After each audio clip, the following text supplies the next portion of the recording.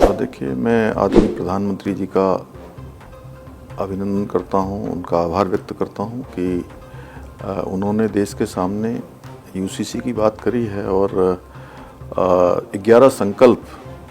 देश के सामने उन्होंने रखे हैं। निश्चित रूप से हमारा राज्य उत्तराखंड आदरणीय प्रधानमंत्री मोदी जी के मार्गदर्शन में पहले ही यूसीसी का विधेयक पारित कर चुका है और हम सौभाग्यशाली मानते हैं देवभूमि उत्तराखंड के लोग कि ये यूसीसी की जो गंगोत्री है, यूसीसी की गंगा है। जिस प्रकार देवभूमि उत्तराखंड से माँ गंगा निकलकर पूरे देश को जल और जीवन देने का काम करती है, उसी प्रकार से यूसीसी की गंगा भी पूरे देश को लाभ देगी आने वाले समय में। और कल हैरान करने वाली बात थी कि जब आदरणीय प्रधानमंत्री जी 75 वर्षों के गौरवशाली देश की यात्रा का वृतांत रख रहे थे, संसद के अंदर जब अपनी बात रख रहे थे, उस समय कांग्रेस के लोग इस प्रकार से तिलमिलाए थे, इस प्रकार से वो जो है संसद को डिस्टर्ब कर रहे थे। निश्चित रूप से उसकी जितनी निंदा की जाए वो कम है, क्योंकि इन्होंने देश के अंदर 60 सालों तक राज किया है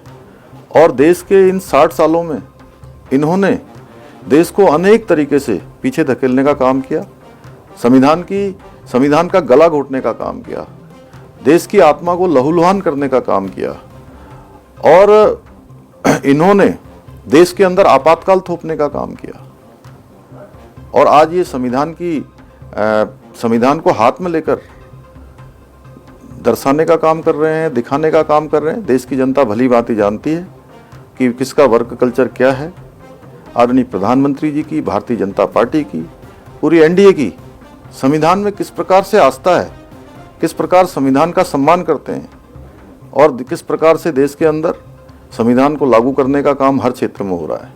मैं समान नागरिक संहिता की बात करूं तो बाबा साहब भीमराव अंबेडकर जी और जब संविधान सभा के लोग संविधान का निर्माण कर रहे थे, संविधान बना रहे थे, तो उस समय उन्होंने